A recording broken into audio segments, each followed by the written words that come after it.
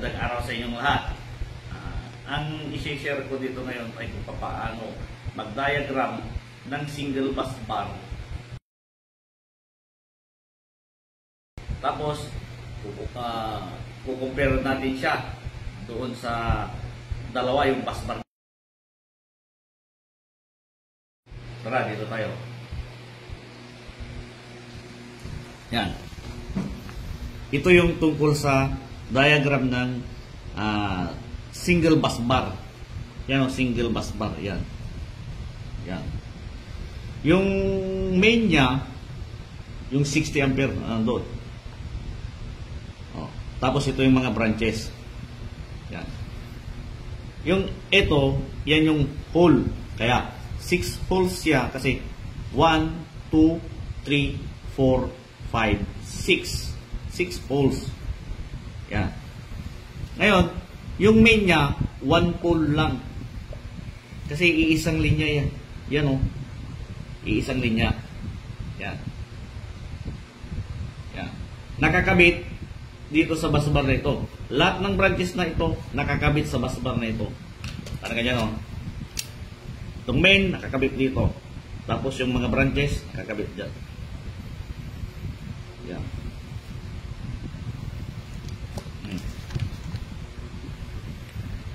Isang hole, andun yung main, tapos yung circuit number 2. 15 ampere, kunwari 15 ampere yan, 1 pole. 1 pole din yung main. Ito 2 pole, pero dalawang branches, 1 and 3. 20 kasi na parehas. Kaya, 2 pole siya. Yan. Diba? O. Ngayon dito, 15, tapos 20, doon sa 4 and 6, 1 pole yan. 1 pole yung 15, 1 pole yung 20. Pero itong 2 pole. Diba? O. Ito magkaparehas. Yan. 1 pole na 30 ampere. 1 pole na 30 ampere din sa 9. 8 and 9, parehas. Tapos may spare. Hindi ko nilagyan ng amperahe. Kasi, di ba pag spare, blanco yan eh. O. Hindi natin pwedeng lagyan muna. Kasi hindi natin alam kung ano yung ilalagay natin na appliances dyan o kaya ano yung load. O, di ba? Kinukompute yun. O. Iisang bus bar. Compare natin sa dalawang bus bar. Yan. Yung main niya, 60, 2 pole na siya. Pero dito, 1 pole. Tandaan nyo, yung bilang ng branches dyan, parehas lang. Parehas lang. Pero yung pole na bago. Oh, kasi dahil doon sa main. Doon sa main, nag-jumper para supplyan yung bus bar 1, bus bar 2. Bus bar 1 yung red, bus bar 2 yung blue. Nakakonect sa iisang linya yung 230 volts. Phase ng 230 volts. Kasi ito yung neutral eh. Hindi naman pwedeng ilagay mo yung neutral dyan. Diba? Bawal yun. Hindi pwede. Nakasulat sa libro yun. Na, nakagawa na rin ako ng video ganun. Pinakita ko kung bakit. Yan. Main to pole.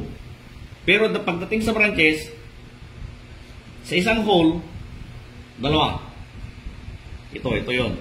20, 1 pole. 15, 1 pole. Tapos dito, 21 pole. 15, 1 pole. 20, 1 pole. 15, 1 pole. Yan. Dito 20 ampere, 1 pole. 30 ampere, 1 pole. Tapos, yung number 9, circuit number 9, 30. 1 pole. Pero pwede mong ilagay ito dito para magiging 2 pole. 2 pole siya. Ito yung magiging spare mo.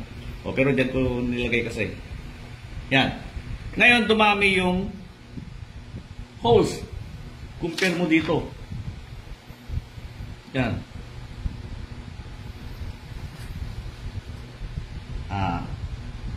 1, 2, 3, 4, 5, 6, 7, 8, 9. Tapos dalawa yung spare.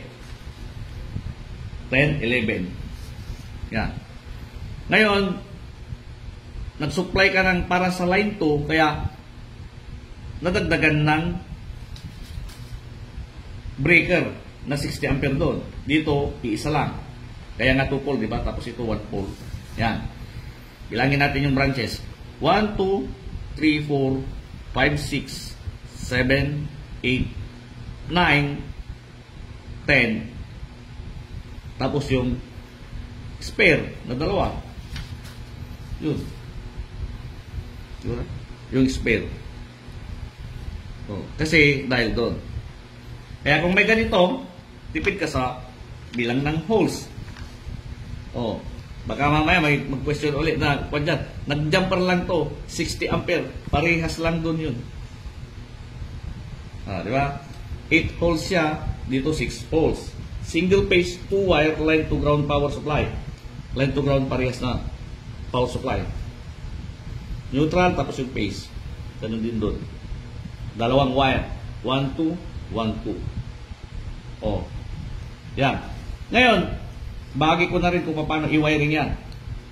Yung pares ng hot wire, dito lahat kukuha yun. Yan. Yung wiring. Ito yung breaker, may wire dyan para sa hot, tapos kuha dito. Tapos, yung grounding niya, dito na rin. Oh. Baka may mag-question ulit, ground and neutral. Kasi isang busbar sila.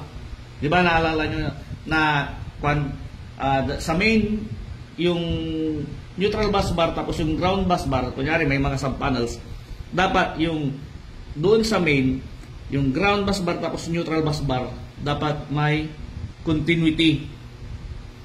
Oh, pero pagdating sa sub-panels, hiwa-hiwalay na. Pero hindi na nakakonect sa ground. Ito lang yung nakakonect sa ground.